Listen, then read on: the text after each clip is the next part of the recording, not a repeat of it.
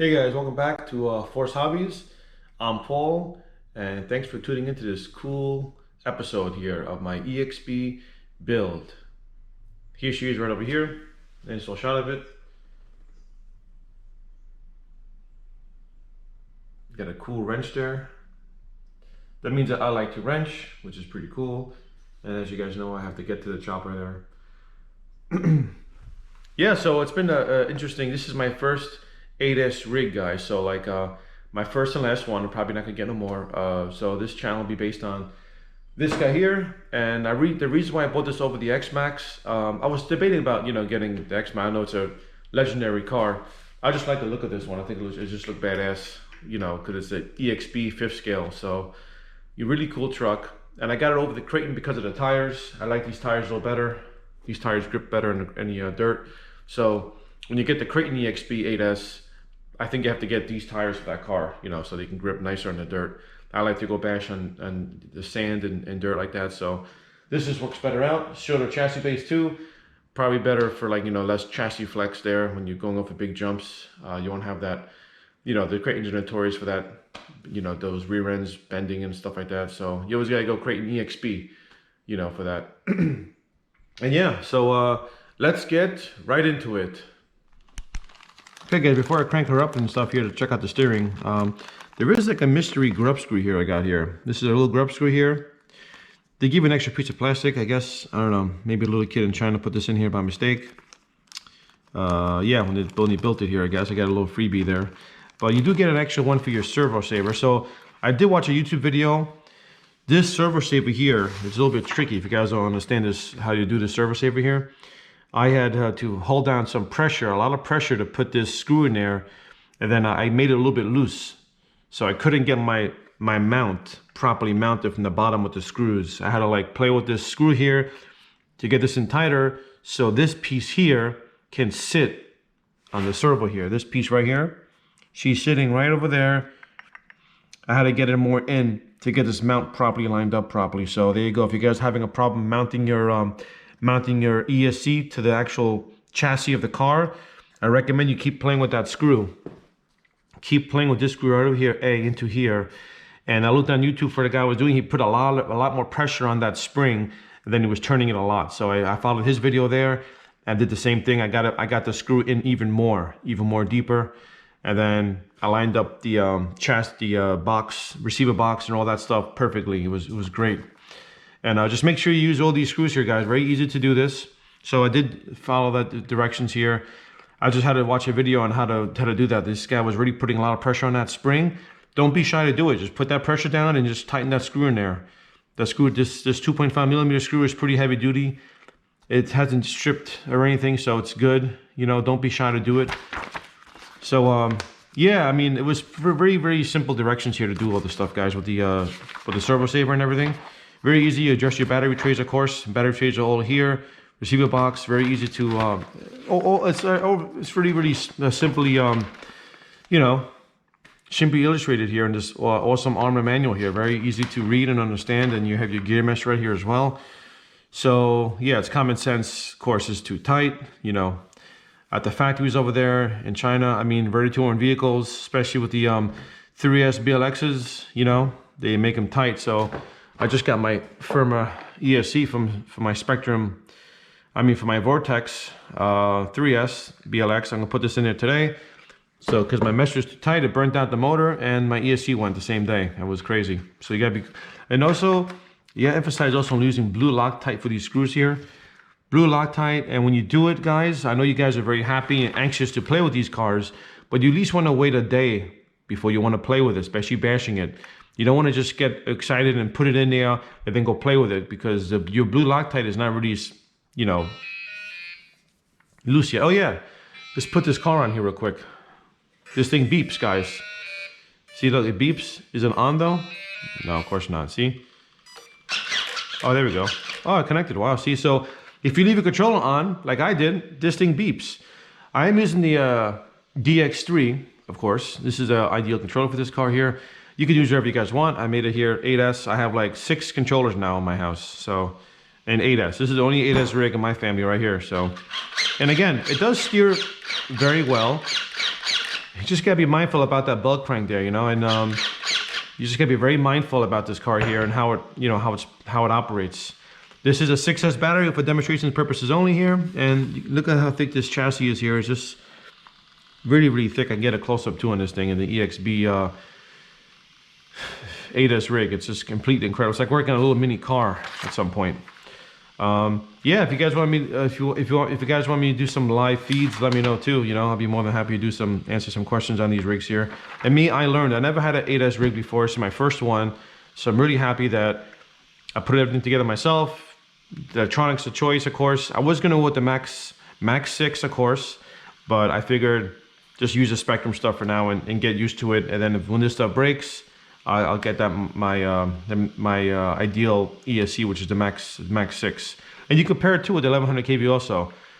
You just won't get the warranty with Spectrum because these two guys here communicate together pretty well here with the 1100 kV. And I have this one here. This is like $108 here on jennysrc.com. Good to have a spare motor for your car.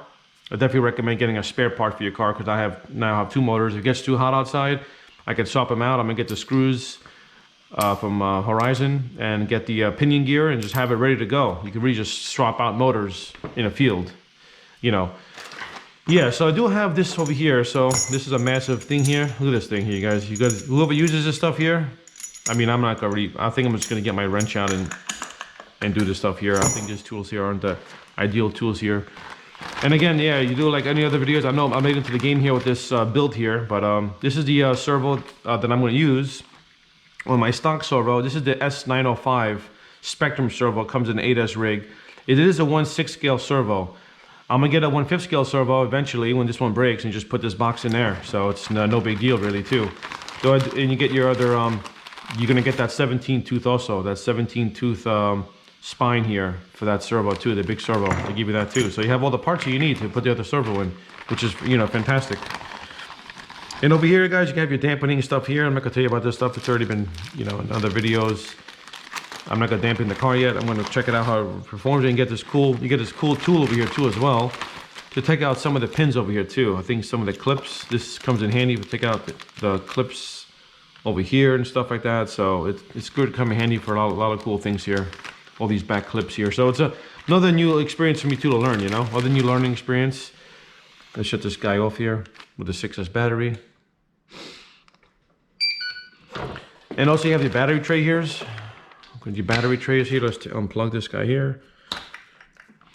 So yeah, so let's take a look at this chassis here I mentioned before. Look how thick this thing is. I mean, it is just massively thick. For like, you know, 775 aluminum chassis. So this really shouldn't really bend, but you know, I mean, you got it standing her like 40, 50 feet in the air, 60 feet in the air and coming down. It was a 4mm chassis, I think. It's pretty thick, you know, it's pretty awesome. You just gotta watch your landings really. I mean, this thing should not really, you know, you got so much reinforcement back here. I mean, well, I'm looking for that's like a little VIN number there for the car right there and stuff. It's, you know, I'm gonna run this car maybe on Monday or Tuesday, so stay tuned for that kind of video as well. So it's gonna be a cool experience for me. Force Hobbies is gonna have some good times and good videos over there. Another thing I want to go over too real quick is just the battery case over here. Yeah, just adjust your battery case on how you like it, of course. You know, this is my rig here. It's off. I did it for the video, so you guys can check out just the electronics.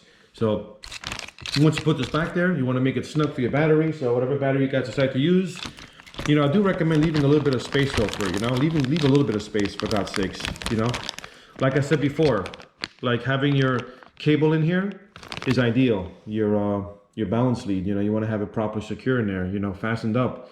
As long as you have it within the battery there, it'll you know, it won't pop up too much, hopefully, you know. And leave a little extra space for bashing, you know. And of course, I'm gonna use these guys too for the bottom of the battery cases. Styrofoam came with the batteries, so you know, just take it out and use it, put it in the bottom. I'm not gonna glue it down there. I'm just gonna have it in the bottom nice and flush. I don't want to glue it because, you know, it gets all messy and stuff. You don't want to glue this stuff. You can just reuse them again, you know. They come out. You know, they're not going to come out when you bash it, of course, because the batteries are going to secure them nice and tight. So just gravity will hold them down really at that point. And yeah, you just gotta yeah. So it's been an awesome, you know, cool experience with this car here, building an 8S rig. Look, I had to back out so I can show the whole entire thing on the camera here. It's just completely enormous too. And I did get new tires for it too. Okay guys, I just want to finish up here in a couple things here before I let you guys go. If you want me to do a live feed sometime, I'll do a live feed and answer some questions. If you guys have any questions about my budget-friendly build. Now this video is really intended also for trusted electronics, of course, and my build for Force Hobbies. And I put a budget-friendly build in the car too. Like I mentioned before, I got two motors here. I got the motors here from Jenny's RC for like $110 here. And you got the controller here too from them for like $6 or $7 here.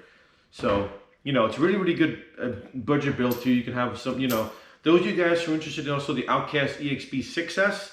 I'm not gonna say anything bad about that car, but it is kind of priced high for $760 with tax. So this is like a really expensive car, almost $800 for a 6S car, which is, the size of this one here. This is a 6S car, Outcast. This is my first Arrma right here. Yep. I started with this car here. I am doing a video too about diff fluids in a couple of days. I gotta get my diff fluids in the mail. So stay tuned for that one. It's gonna be Ultimate Racing Diff Fluid here from Beach RC. That's my first affiliation for Force Hobbies. It's gonna be a good video too. I'm gonna go over diff fluids and what I used for the past 2 years. And the past year I've been using those diff fluids, and those could be really, really good there. So those are gonna be great fluids for your rigs. You can have fun with them for a longer time. 100% silicone. So far as my recommendation also is this 8S rig or the Creighton EXB 8S, 100% over the 6S lineup for Arrma for the Outcast EXB. I think these are a better bang for your buck, 100%. If you guys don't have them yet, if you guys are just starting to the hobby, oh yeah, go for the EXB Outcast 6S. I mean, they're both beautiful cars. The Talion, though, if you don't have an Outcast 6S rig already, go with those. You want to start into it, you want to bash hard and have already like ultimate fighting warrior out there in the field bashing, go for those. Those are going to be great cars.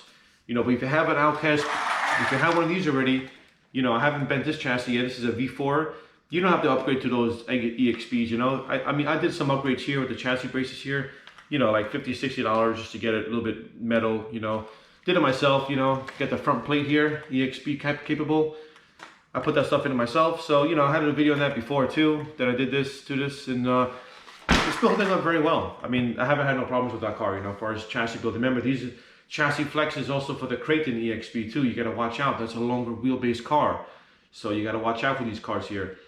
If you're just getting into the hobby and you don't have those 6S rigs, spend some extra money, you can buy them. It's already upgraded from Arrma with electronics. All you gotta do is put a battery in, you go. So it's no big deal, those cars.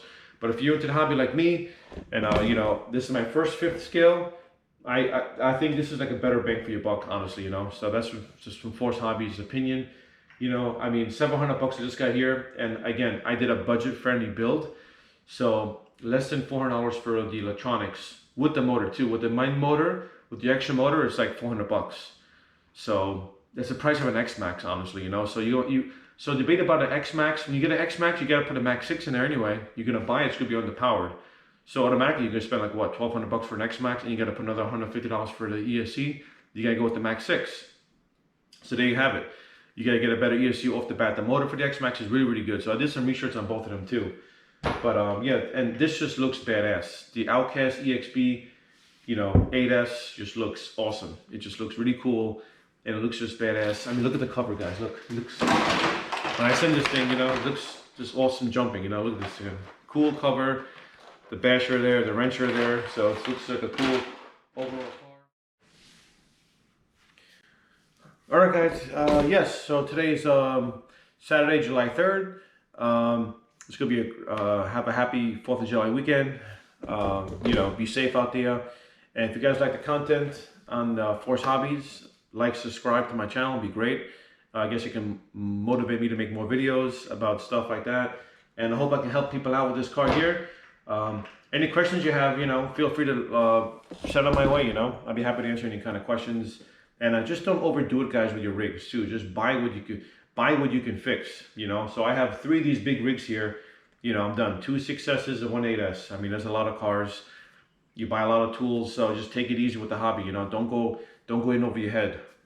And I mentioned before too, live chat or live feed. Feel free to hit me up. We can, talk RC cars and all that cool stuff. And all right, guys, thanks for watching. Force Hobbies out.